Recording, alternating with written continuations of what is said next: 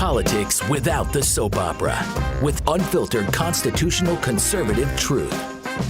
The Conservative Review with Daniel Horowitz. And welcome back, fellow patriots, independent conservatives, and all-around common-sense Americans to the one and only Conservative Review podcast here on this Friday, Labor Day weekend, August 30th. This is the end of the line, the end of the summer. Can't wait till the kids go back to school next week.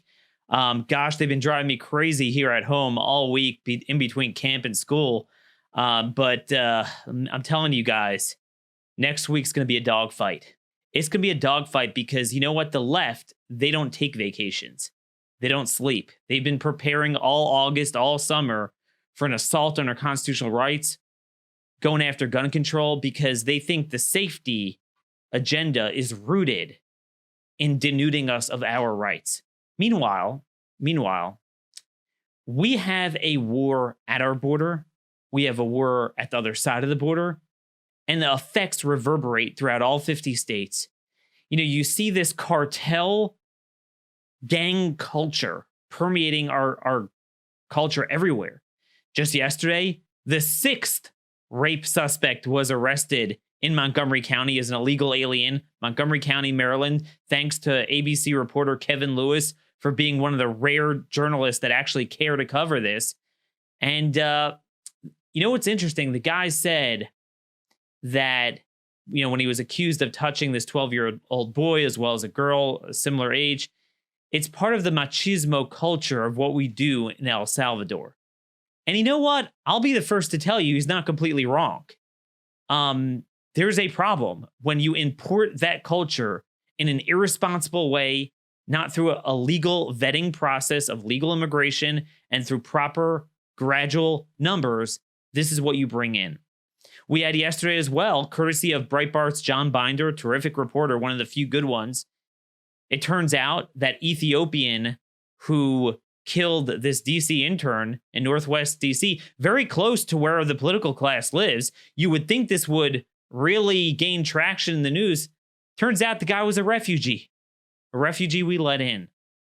Another case, an immigrant we let in Fairfax County was caught defacing American flags. What are we bringing into this country? One other thing before we get to our special guest today. Let me see how to say this. You know, last night I thought I'd enjoy this long holiday weekend, finally take off, spend some time with the wife. And then around 8:30, I saw from the Arizona Republic that the Republican governor of Arizona, while that state is beleaguered beyond belief, invaded with the effects of the cartels of drugs, hospitalizations of illegals, the education system, I found out, guess what? This dude applauded the State Board of Regents' decision, unanimous decision, to give in-state tuition discounts to illegal aliens. Republican. A Teletubby Republican. Yes, you could see on the screen, this is a live view of Governor Ducey and his Teletubby friends. Now, let me tell you something. There are roughly 630,000 illegal aliens in Arizona. That is a population larger than the size of any colony at the time of our founding. Okay, that's the population of illegals in the state. More than 10% of the state's K through 12 public school enrollment are illegal aliens. We've had Sheriff Leon Wilmot telling us his local hospitals in Yuma are just flooded with these people. Guess who's paying for it? We are. We've had Sheriff Mark Lamb from Pinal County telling us that the cartels are operating 70 miles into the border, completely directing the flow of gangs, drugs, everything going in there. Phoenix, Maricopa County, kidnapping capital of this country. Just a couple months ago, 4 HSI guys were shot in a shootout with human smugglers. The child sex assaults that I see in Arizona every day, arrested there. And boy, is there a cultural problem with that. And this dude has nothing to say about that. All he has to say is, if they go to Arizona high schools, they're Arizonans. Really? So the 67 illegals that just came yesterday in Tucson, So they're Arizonans too? 7.8 billion people in the world, potentially. Anyone who comes is an Arizonan. With Republicans like this, who needs Democrats? Now, anyway, let me move on. And this is all connected. So you have the cartels engaged in warfare at our border, below our border. No one in the media wants to discuss this. No one in the political class discusses this. When do you ever hear the cartels discussed in terms of national security? No. It's all, there's a humanitarian crisis. Nothing about national security. Well, if we want to discuss the cartels, how they affect us, what's going on in Mexico, we had Dan Steiner on last week giving us a briefing. Today, we're going to have a repeat guest that we've had many times, but the first time, now that we're running our video show, Jaeson Jones is the biggest expert I know on all issues, cartels, national security at the border, really the entire border situation. Jaeson is a retired captain for Texas Department of Public Safety. He led task forces to counter the cartels and do stuff at the border, which frankly, the federal government's not even doing. So this guy knows more than the feds do. And I'm so thankful. One of the biggest honors of my career, being able to do this for a living, is actually meeting people who know what the hell they're talking about. Something you don't see on cable news. You're going to want to follow him, Jaeson_Jones on Twitter. And that's spelled Jaeson. It's funny. I'm so used to calling all my friends Jason now. I spell the name with an A. Hey, Jason, how you doing? Thanks for joining us today. Hey, buddy, I'm good. And it's good to be back with you again, Dan. And hey, congratulations on the new look and the visuals on this. It looks fantastic. Well, now everyone gets to see what a true Texas Ranger looks like, not just the voice. And by the way, you want to go to Jaeson Jones, again, spelled with AESON. JaesonJones.com is the website. Jaeson_Jones on Twitter. A lot of you always ask me, who do I follow on Twitter? Where do I get the information you're getting, Daniel? Well, look, if you want to see the videos of what goes on at the river, what goes on in Mexico, this is the account you want to go to. You're not going to see this anywhere else. All right, Jason, here's what I can't relate to. I just can't relate to this. I'm going to read you a tweet, and I want you to run with this. Sure. John Bolton is the national security advisor for the president. I never hear him talk about the cartels. I just never do. Yesterday, he said, great meeting in Belarus with Minister of Foreign Affairs Vladimir Maki. We discussed a wide range of topics related to Belarusian national security and sovereignty. Dude. Yeah. What's with the Teletubbies? First, I love the idea of the Teletubbies, right? I mean, Colonel Schneider and his Teletubbies, I got to tell you, hearing you say it, it makes me laugh because I've been listening to him talk about that for 10 years. You know, I mean, the guy is something else, a great American. But listen, here is the challenge, and nothing has changed. Washington and the intelligence community does not have visibility as to what is happening in Mexico. It's our number one trading partner now. And they do not believe that what is happening in Mexico affects our country. Now, the discussion we need to have is why. What's the so what? How is it that all Americans are talking about this? They're feeling it every day in their homes. They're seeing it on their nightly news about a human trafficking cell in their backyard taken down, and they feel it in their communities. But why is it our government isn't focused on this issue? And I'll tell you exactly why. It is the broken uniform crime report. The data, Dan, does not justify it. So everything that you hear me talk about all the time, from public corruption, kidnapping, drug trafficking, human smuggling, human trafficking, stash houses, splashdowns, caltrop deployments, right? I mean, and the list goes on. Cyber crimes. What has happened is that 21st century crimes and transnational crimes are not captured. And these big agencies need data to justify shifting their focus. And even though we see it, the American people feel it, they don't want to adjust to it. And it's too bad because they're failing the American people. So it's not only the fact that they don't report the crimes, but when they do, they don't report that it's a foreign national. And it takes people like me, this reporter I mentioned from ABC's local affiliate in Montgomery County, Maryland, to actually dig through this, say, wait a minute. This is not, we got our own problems. We certainly have every category of crime here, but there's a certain pervasiveness of what we're seeing. And what we're seeing is this machismo culture which clearly has certain things. There's the child sex offenses, which are out of control. There's the drunk driving. I just saw from the Department of Transportation, and this is old, but I've never cited it in my work from 2010. They note that Hispanics are way more prone to drunk driving. So it's not just me making this up. And it depends on socioeconomic status. So certainly illegal aliens, which are lower down on that status, they're going to be more prone to it. I'm noticing a lot of burnings, gruesome attacks. We've had this in this country natively to a certain extent. You always have a criminal doing some sort of thing. But I'm noticing a trend, but no one traces it back to the headlines that we should be following in Mexico. We're starting to see that here, Jaeson. Yeah, absolutely. And Dan, we have been. It's nothing new, especially for those of us who've been working these border issues or living along the southwest border. But you're absolutely right, and I'm glad you brought this up. So what happens? There's not a police department or a sheriff's department in this country that is not dealing with exactly what you just discussed. And the links and ties publicly being made to the public about links back to transnational criminal organizations is known by law enforcement, but it is concealed within the law enforcement sensitive criteria.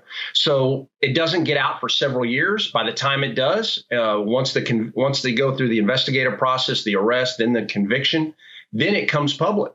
But it's, again, these 1 and 2 incidents that are made public. Imagine if we had the system that we need that captures this and shows the American people, not every 12 months like the current Uniform Crime Report does. That does absolutely no good. We as the American people need to know what's happening on a daily basis in this country. Is crime shifting? What are the new trends? This is easily done, Dan. We just haven't adjusted programs. And so what's happening is across this country, it's ripping us apart. Because what do? The left blames the right and the right blames the left, when really what we have is a broken system known as the Uniform Crime Report. So what's the fix? The fix is we need to create a national CompStat model like the NYPD has created, get this information out and be transparent with the American people so they as well can see what law enforcement sees, and they not just law enforcement, but have access to where the public can see crimes that are occurring around them and have their own night watch or whatever programs and neighborhood watch programs to be able to help fight crimes in their communities. And, people say to me, Jaeson, everything you say on these issues sound real good, but what's the proof? And I'll give it to you right now, Dan. In the early 90s, if you look at the New York City Police Department, New York, we used to call it the dirty apple, right? Back then, there was 2,200 murders a year. Look at it today, less than 350 sustained per year. That is policing at its finest anywhere in the world.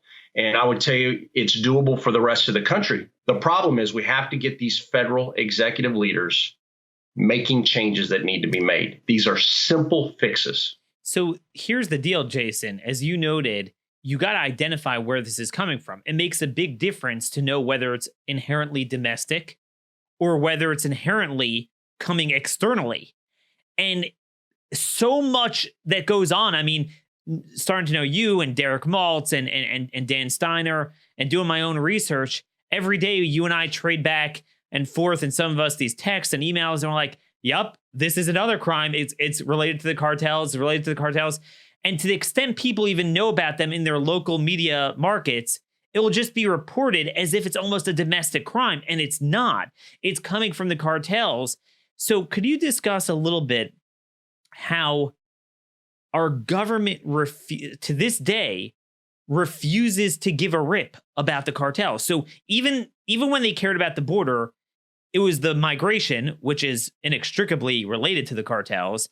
But now that they did half-baked end of catch and release, we have a cut in the numbers about 50%. It was cut in half. Now, if we would shut it down fully, it would shut down fully, but 50%. So my impression is that Trump feels at this point no pressure to act on the cartels. Because, okay, I alleviated the problem with the migration, but now we're like, wait a minute.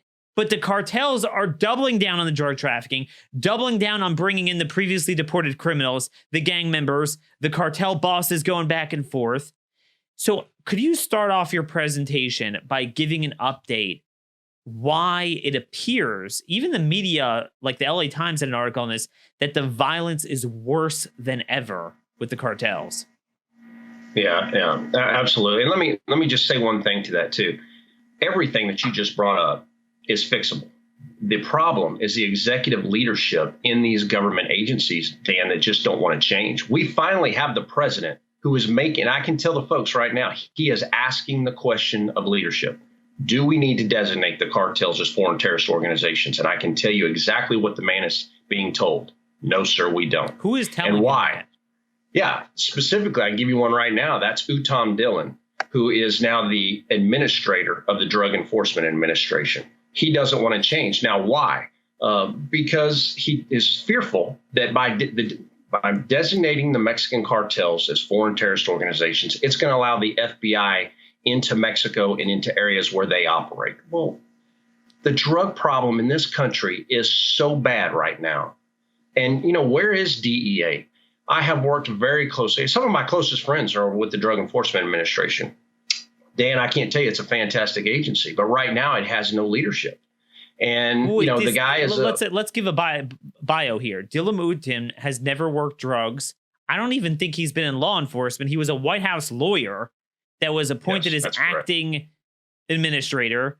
I know for a fact that Jeff Sessions, when he was Attorney General, did submit names to the president to be confirmed, but somehow this acting director is still there. But we talked about this week, and this ties all into reporting and data and understanding what is the nature and the source of a problem. They're fully focused on prescription drugs, suing Johnson & Johnson. And meanwhile, prescriptions are the lowest level in 30 years. Prescription deaths are low. It's all the chemical warfare from the cartels. And you're telling me the DEA head doesn't want to designate them. Dan, you can't make this stuff up. And this is the problem. While the American people have spoken and they finally put the president in there that is supportive of border operations, he is building the border wall. Problem is, he's got leadership in key positions, not only in DEA, but also within the State Department that do not want to change. So that's the real issue. But now let's focus on the cartels for a little bit about what they're doing. Tamaulipas, the state of Tamaulipas, which borders the great state of Texas, has become completely embattled since August 13th, when Cartel del Noreste, also known formerly as the La Zetas, now rebranded into CDN, went into a small community known as Miguel Alemán, right across from Roma, Texas, Dan. I mean, I've been there. I can't tell you how many times. Right across a very small river is this small community. They came in with 36 armored and non-armored vehicles and multiple convoys. And over the course of several days, fired hundreds of thousands of rounds right on our border. Where was the national media on this? Nothing has changed going back to 2009 that we've been dealing with this problem. And this is a national failure of not only the national media, but the Defense Intelligence Agency, the National Intelligence Community, Northcom. Where are they? These things could have easily been stopped. The tripwires of what was about to occur were clear. When CDN in early July crossed past the DMZ line into Cartel de Golfo's area, we knew the battle was coming because they took over a little community known as Los Guerra, right next to Miguel Alemán. And, I don't want to get too into the weeds here, but I also want to be very clear that it was very visible, even to a retired guy, what was coming. Why were there no proactive things conducted to stop this? That city that you just mentioned was across the river from where the agents got shot at, the border agents. That's exactly right. That's a great point. I'm glad you brought that up, because we also need to be very clear here. We almost lost 2 federal agents. Over 50 rounds of automatic gunfire from 6 different ambush sites from Cartel de Golfo tried to kill our agents. If it had not been at night, if they had not been traveling 35 miles an hour on the water in their boat at the time, I'm telling you right now, we would have lost 2 agents. I've spoken with Border Patrol, who knows some of these guys, and they were saying the rounds were just, going all around them. And, the boat was hit 6 to 8 times. Multiple times. So you could see in the background here those are pretty big bullet holes that are right in the words custom and border protection labeled on the boat there. So that is a big deal. And yeah, you could see that there. But yeah, I mean, I just wanted to elucidate what you were saying, Jason. We got the pictures and yeah, and Dan, we did nothing. Our government did absolutely nothing. Does the president even get briefed on this? Well, there's another one. I wonder if he even knows. I'll promise you, most of what you and I are talking about right now is not making the president. It's not making the PDB, the presidential's daily briefing. I'll promise you. Because why? The intelligence community is not focused on this issue. And the reason goes back to a broken system. They are blind to what is occurring in Mexico. And I get it. I travel this country, Dan. I talk to the American people. I'm briefing this all the time. And I can't tell you when I go around how many times people tell me, Jason, we have never heard this before. We have no idea of this. Now, if the federal agencies don't have the data and the intelligence community doesn't have the data, how can they steer and refocus billion-dollar programs towards a problem set that no one is seeing? And it's not that it's not happening. It is happening. All the country is feeling it. The American people feel this. But again, it's just a broken system. Could you talk a little bit more about this incident where this was the Gulf Cartel that shot at the agents? There was a story out there, Sarah Carter, I think is the first one who reported it, that the Gulf Cartel were creating some sort of pulley system under the water to cross drugs, and they didn't want the agents to discover it. Is that what you heard? It is. And that really what was happening. It's not so much the pulley system that they were using. It was the cocaine that they were moving that they didn't want to get captured. And now there you go again with another tripwire. Why were they moving a large amount of cocaine like that? Because they knew the war was coming. Dan, that happened on the 9th. The war started on the 13th. So what it was them moving product into the U.S. as quickly as possible because they have to make money. Look, when the cartels go to battle, just so the folks know, it's extremely expensive. So they've got to move a lot of product. And it affects us directly. This isn't an issue that doesn't affect the American people, because when the cartels go to war, like what we're now seeing, when we call it the plaza's heating up, immediately what you saw was cartel members coming into the United States. If you remember El Diablo, who was one of the leaders under the Metro faction, he fled the very next day and was captured by Border Patrol coming into the United States. Primito, who was running the Metro faction, is missing right now. So I suspect he's either in the U.S. along with many other sicarios. This is what happens. This isn't new. And this is why I monitor the daily tripwires, because it directly affects the American people. And there's just one last part to this that I'll bring up, and that is that as we have seen time and time again in the past, when they go to war like this, they will cross into the country, and those people who have lost drug loads or who owe money to the cartels will be kidnapped, taken back into Mexico, and extorted or killed until they get the money. Wait, that's how this works. So there's two important things you mentioned. Number one, related to obviously understanding where the problem is, you have the Drug Enforcement Administration, which should be cognizant of what are going to be the tripwires to get in drugs, if that is your job to stop it. Yeah. And yet completely out to lunch. Let's go sue Johnson & Johnson, prescriptions. Yeah, I mean, nothing going on there. But then you mentioned, And the methamphetamine right now is coming into the country. And it's not even an opioid. Cocaine and meth are psychostimulants, and they're like, the opioid crisis, because it sounds like a medical term, so people's minds go to healthcare, doctors, pharmaceuticals. No, you idiots, it's the freaking cartels. It's not an opioid crisis, it's a poly drug crisis from the cartels. So China involved, obviously. Derek talks about this all the time, but where I live in Baltimore, Maryland, and again, Baltimore is what, 1,500, 1,700 miles away from the border. Blacks are dying in this city like anything. Terrible. From cocaine. It's not an opioid. It's cocaine. Yeah. It's coming exactly from this. And it's like these Teletubbies are like, oh, the pharmaceuticals. Yeah, and it goes back to the efficiency of the cartels. Dan, I've watched it for many, many years. As soon as the U.S. government focuses on whatever they're doing, they adjust and they get ahead of it and they follow the market very rapidly. And, it's just where we are. So in the national news, we're talking about opioids, but yet the cartels have already moved on to fentanyl and, methamphetamine and cocaine, and not only domestically, but globally. I mean, they're making almost $200,000 a kilo in Australia right now. No, Australia's got tremendous problems. So when we talk about them, I don't want, this, I get asked this a lot. The reason I want to bring this up real quick is because it's not a U.S. problem. It's a global problem, the cartels. And we have to look at them for where they are today, not the way I'm glad you brought that up, because we're always lectured that Europe and Australia don't have the pain-killing prescribing regime of America. Like all these, why can't it be like Europe? Like America sucks with all these, painkiller thing.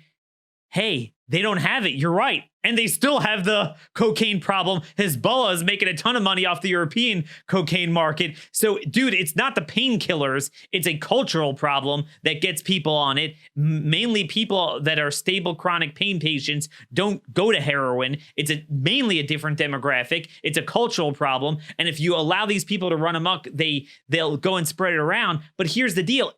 Jason, it doesn't stop with drugs. This pervades their bank accounts. Then they use it for the next thing you said. So whenever you have this cartel warfare, people will be like, what do I care? It's a bunch of cartels fighting with each other. Right. So you're saying every time CDN and Gulf has a war, they come over on our side.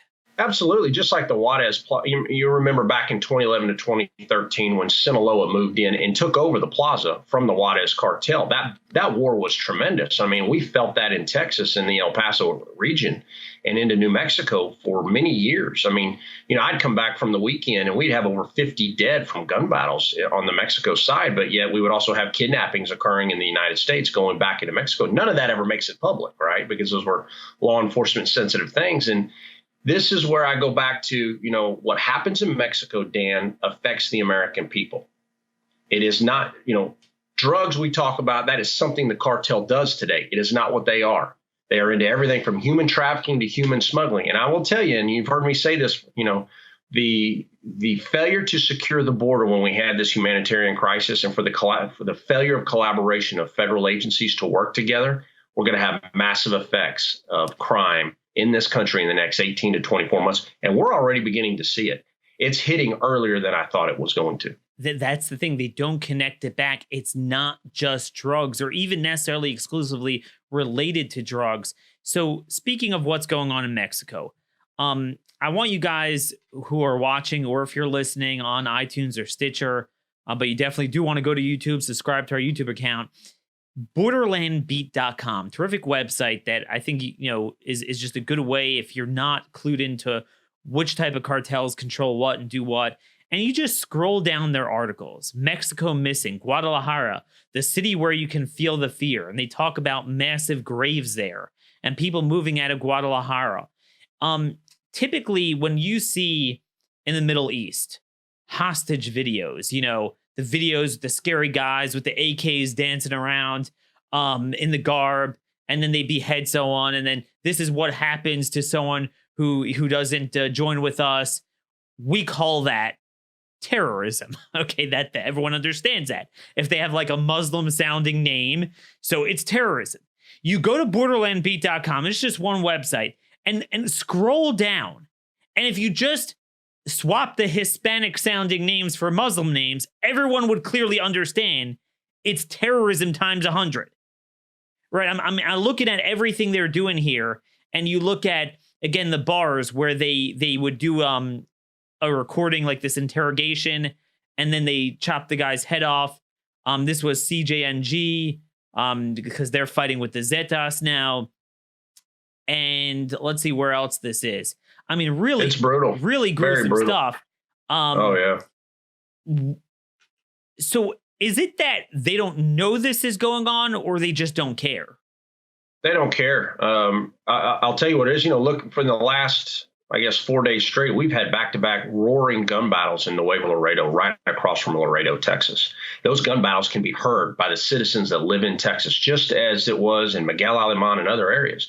So these plazas have heated up now, and it's not going to stop anytime soon, Dan. I mean, we should expect this for some time. And all of this affects the American people. The problem is, who do we hold accountable? And I will tell the American people exactly who it is. It's the administrator of DEA. He needs to be removed from his position for failing to take action to stop these things. DEA has a very large contingent in Mexico. I've worked very closely with those folks down there. They should have been working extremely hard to ensure that this could have been stopped. And I want you to know, as someone that has worked this border, sat down across from Mexican generals and talked to them to help give them intelligence in the past, these actions occurring right now on our border could have been stopped. This was a leadership failure in the Department of Justice. This is a leadership failure in the intelligence community to take action and to focus on this issue. And they need to be held accountable. And I hope someone from the administration is listening right now and does that, because we can't do the same thing we've always done and expect something different to happen. No question about that. I don't know where these people get their jobs from. And this has been a real puzzling pick with Udom Dillon, the DEA administrator. I've never seen anything like that in my life. I really don't even think he has law enforcement experience. And again, Jason, it's a typical, these are the Teletubbies in the White House I've been making fun out of for a year and a half with immigration law. Well, I don't know. Anyone in the world, there's a right to come to our borders. Nothing we can do. A Ninth Circuit said. Like, that's how their brains think. Like, the drug cartels are not terrorists. I mean, it's classic thinking. So I know exactly where a guy like that is coming from. And they just don't keep up with what's going on.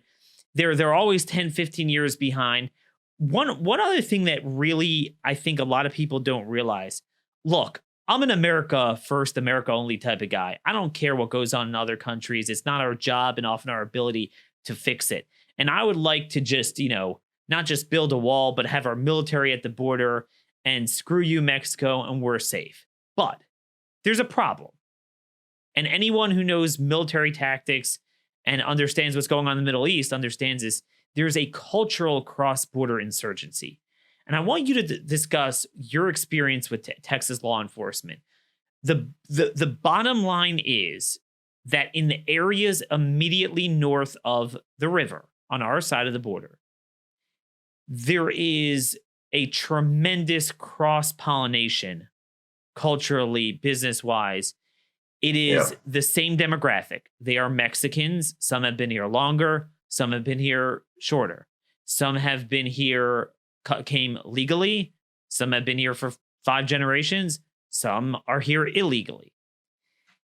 You can't ignore the cultural insurgency going on the other side and expect that not to affect Hidalgo, Cameron, Star counties, and North. Could you discuss a little bit what you saw in law enforcement, how they've, embedded themselves in the culture, this cartel culture on our side of the border? Yeah, absolutely. The cartel uses the exact same tactics they use in Mexico to corrupt every level throughout that country of its government and its military and law enforcement. They do the exact same thing here. And I can go into great detail, which, well, unfortunately I can't, because most of this is still law enforcement sensitive, as to how they send people over here. They put them in very nice neighborhoods and very large homes. And they have these big parties and get-togethers where they bring elected officials in. It's the same thing they do in Mexico.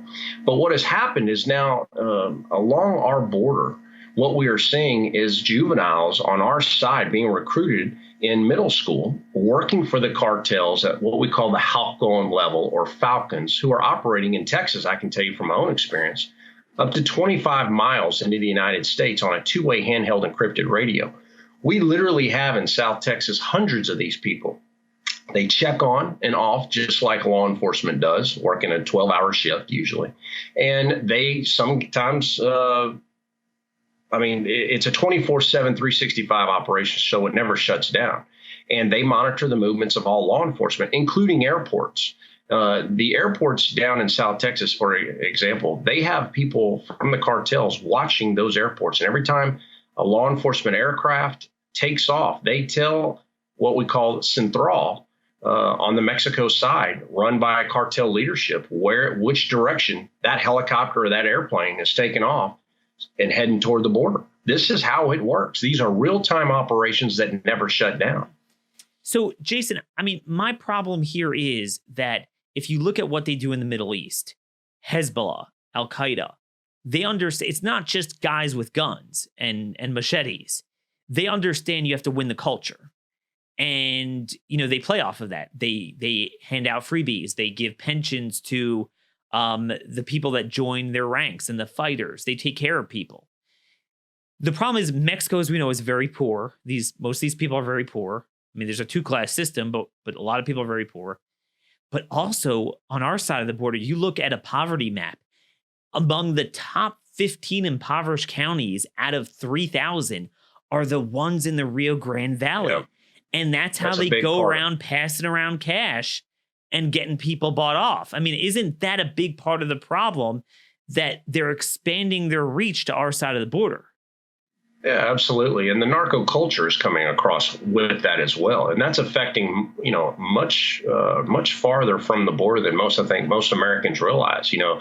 Santa Muerte, you'll see that in small shops in Houston and Dallas and other parts of the country now. So the narco culture is really taking over. And it's a good versus evil fight now, in my opinion, as well. I mean, we've got to counter this culture, and it's time that our government stepped up. This is doable, Dan. I mean, these are criminal organizations that are dark networks operating not only around the world, but throughout Mexico, Central and South America, and our own country. We just haven't focused on it. But we have seen the evolution for a very long time. Look at the violence in the 80s down in Colombia. Look at how it moved north into Central America in the 90s. And then in the 2000s, we began to really deal with this in Mexico. Well, it's now at our border. And it is in hitting this country. And we have to do something that we have not done previously. And I want to, if I was to just ask the folks right now, what is our national strategy for border security? Well, it's to build a wall and get some funding for CBP. That's not a strategy. Those are things that we should have been doing a long time ago. We need a national strategy that brings in a holistic approach of all local, state, federal, DOD, and the intelligence community working together. And I can tell you, as someone who built very large programs in Texas, collaboration is key. A lot of people laugh at that, but the American people have spent money 100 times over to fix this problem. We don't need to buy more helicopters. We need to use helicopters already in service. We don't need to get more boats. We just need to get the DOD and others to give us boats they have and collaborate and work together toward this problem. And until these executive leaders within these agencies are held accountable, Dan, it's not going to happen. But this is fixable. These things are fixable. I can tell you in Texas, when we took this fight to the cartels, we took back the river. We owned it. We saw index crimes, which are your local burglaries, robberies, and other things, drop by over 20% along the southwest border of Texas. So we know what works, but we've got a lot of people in very high leadership positions who don't understand the challenges that we face, who just aren't getting the job done, and they need to be fired for it. So Jaeson, let's say we got our wish and we named the cartels as terrorists, and we unleashed DOD, SOCOM where appropriate, other intel assets to directly go after the cartels, as we would if Hezbollah were doing the same thing, or Al-Qaeda at our border. The question I get asked is this: are the Mexican people, are they at the point where they are so fed up with the cartels that they would welcome it? Or would we have the problem we have in the Middle East, where you got, the Americans, once we start turning our guns on they're criminals, they're terrorists, the culture of the people start rallying around them, and they view us as invaders? We would see a little of both of that, to be quite honest with you. And the reason is because we've allowed this problem in Mexico to just get at unprecedented levels. And let's talk about that for a second, Dan. 200,000 Mexican citizens killed since 2007.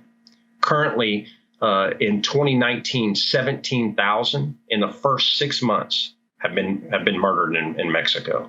In 2018, there was 33,000, just under 34,000 murdered down there. Those numbers are unprecedented. That 2018 was the highest levels, and 2019 will be higher than it was in 2018. And I bring that up because yesterday, I don't know if you noticed in the news, they're talking about 40,000 missing people in that country, 26,000 dead bodies and more, 26,000. Think of this, in morgues across the country. They can't identify who they are. So they're having huge issues. And, it's terrible because this immigration issue in the United States has divided the American people so much that the human rights violations occurring in Mexico is not getting the attention that it deserves. And it's a shame because if Mexico is where Syria is right now, this would be on the national news all night. But because of the immigration issue, we link everything to border to immigration and what's happening in Mexico. And that is not the case. These are different issues that deserve priorities of our government. And, you can't have 200,000 people horribly killed. And I look at this stuff every day since 2007 and not do anything about it. It is just, it's mind boggling to me. There's not a plaza in that country, in the old vacation areas of Cancun, Acapulco, the top 5 most deadliest cities or top 10 most deadliest cities in the world. 5 of them are now in Mexico. It's falling apart. And yet the State Department is missing in action on this. They have gone completely silent. And this is the problem. If you can't address a problem that you don't know or it's not publicized. We're starting to see this. I'm not saying we've turned the corner and he's going to do this, but I am hearing reports, and I think the Washington Times had an article out that the Montgomery County executive here in Maryland was starting to say, maybe I'm going to start cooperating with ICE, because one local ABC News reporter just started to investigate and said, hey, I found 6 illegal alien child molesters arrested in your county because it's a sanctuary in just 1 month. I could do this in every county. We would have a different country. We don't report it. It's the same thing. Oh, well, I don't know if the 200,000 deaths, the media didn't tell me about it, so it doesn't exist. And then you mentioned, Jason, the immigration, how they view the border only in that prism.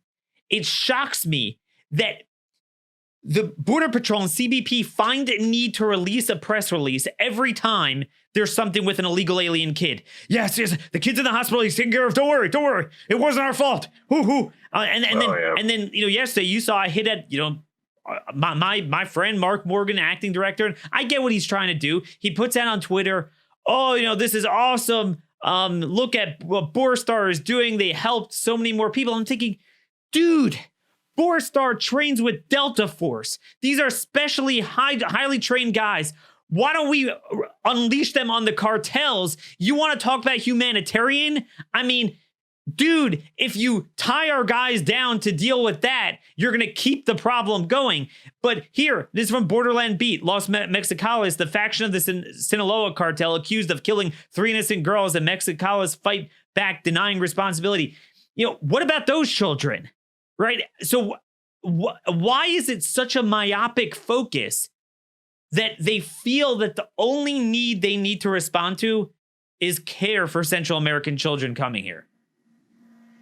Yeah, and I'm really glad you brought up that post yesterday. It's so funny that you're doing that. I saw his post, and did you notice they were pictures? And the reason I bring that up is, where's the video? The American people today need to see what's happening at our border. So why is it that a guy who's now retired, myself is who I'm talking about here, is talking about splashdowns and caltrop deployments and tactics at the border, but we never see it? Well, the reason is because Border Patrol is so outdated in how they're operating as a law enforcement entity. Dan, they have no body cameras. They have no situational awareness of what is happening. Here's what I mean by that. No body cameras on their people. No GPS locators on their vehicles. No GPS on their boats. No GPS on their helicopters and their high-flying aircraft. Now, why is that important? Because situational awareness to what is happening on the ground, so that real time you can respond and see where your operators are, is something that the state of Texas went to in 2009. Here we are 10 years later in 2019, and the men and women of the United States Customs and Border Protection don't have this equipment. This is at such basic level. So let me give you an example where I'm talking about this. This is where you use data to drive your operations. You get intel, you see the data from yesterday's or the seizures from earlier, and you then put assets there and you watch it real time and you see where your gaps are along that water. They don't even have that ability. Yet they show these great, cool looking helicopters. They show them, fast roping out of them. At the state of Texas, we've been doing data-driven operations. My God, NYPD's been doing it since the 90s. And yet we have a border force that has not been properly funded, in all fairness to them. But these are leadership failures. And the United States Border Patrol, I'll be quite frank with you, that is just unacceptable. But the problem, Jaeson, is like you're saying, if we were to give them an extra $3 billion in the upcoming appropriation bill that they're going to pass in September, if you don't change the policies, then it's all going to go in the black hole. Yeah, no, well said. And if your leadership is going to do the same thing they've always done and not bring in new technology to fight 21st century problems, then you're just stuck. You're absolutely right. This is actually why I've been very happy that the president put Mark Morgan there. I am looking to see from Mark massive sweeping changes. And that means, and I'll just be very frank with you, to include firing a lot of the executive leadership within the agency. Oh, yeah. It's a fantastic organization. And you know me, Dan, I praise the men and women of CBP every day. Some of them are my closest friends. But we've got to be real honest. They are behind in what they're doing. They're not leveraging technology, and they're not utilizing they're not efficient at all in what they're doing. It's time to change. A big part of that problem is the DHS lawyers. The lawyers. Yeah, it all gets back to them. Well, I'll be happy to say it. That's no problem. You just fire lawyers and you get new ones until they say what you want to hear. No, I mean, that's how that works. I'm sick of here. Now, you see, we can't go across the river because that would be an international incident. What the hell? The whole thing is an international incident. It's like Mexico has no sovereignty. The cartels control it. They come to our side, but we can't attack the cartels because it's Mexico, but it's not Mexico because they don't have control over it. And I just want to end with that point. We're out of time. I want you to just briefly describe what happened this week. We had a cartel always happening, but something serious happened near Nuevo Laredo where CDN ambushed a bunch of state police. And even though AMLO just kind of ceded it to them, doesn't do anything, but even he was forced to send in some troops and they had a pretty big battle. Could you just give us a briefing on what happened there? Yeah, sure. You had a lot of the state police officers there staying in a hotel known as Santa Teresa, and they were attacked in the middle of the night, killing one, injuring several. And the gun battles raged. I was posting them first thing the next morning as some of my sources down there were giving them to us. And as a result, the president was forced to get Sedena soldiers in there. And they've had ever since, Dan, roaring gun battles throughout the city, raging. And for the folks who aren't familiar with how the cartel operates, they're using, specifically CDN is using fourth generation armored vehicles with slide-in armor that slides into the back where they shoot 50 caliber belt-fed machine guns roaring throughout the city. And some of these videos are incredible. I mean, you have tens of thousands of rounds fired in just a matter of a few hours, yet these gun battles will rage all day. It's just incredible. I don't know what it's going to take to get the political class to focus on this, but we are going to bang away. It worked on some of the immigration law stuff. Maybe it will work on the cartels, on our national security. Yes, it's not just about Belarusian sovereignty and security. It's about American sovereignty and security. Jaeson, any final words? I just want to close on one thing if I could, and that is to the folks watching, this is fixable. So what do we need to do to fix it? One, designate the Mexican cartels as foreign terrorist organizations. They meet all of the criteria. And what this will do is give the authorities to start going after them. Two, the second thing we need to do is create a national CompStat model. We do that. It will now show the American people and law enforcement at every level, to include the intelligence community and the Department of Defense, exactly the transnational crimes that are occurring in this country and what criminal organizations they're a part of, so that the American Homeland Security enterprise can focus on them today. And then after that, we got to require collaboration and leverage new technology in some of these government agencies. It's not being utilized, but that's doable. That's leadership. So you've elected the president who is behind border security. The problem is now we need to get the executive leaders in these agencies to get the job done. That's the issue. I can't believe almost 18 years now. We're coming up on the 18th anniversary of 9/11. We're still talking about this, and nothing has changed. It's really very sad. But Jaeson, thanks for joining us, folks. I hope you guys enjoy your weekend. I don't know what the heck Labor Day is, but I'll take it. Family time. Really, we should be celebrating Constitution Day on the 17th instead of Labor Day. That's a whole nother story. Enjoy your time off. God bless y'all, and thanks for listening.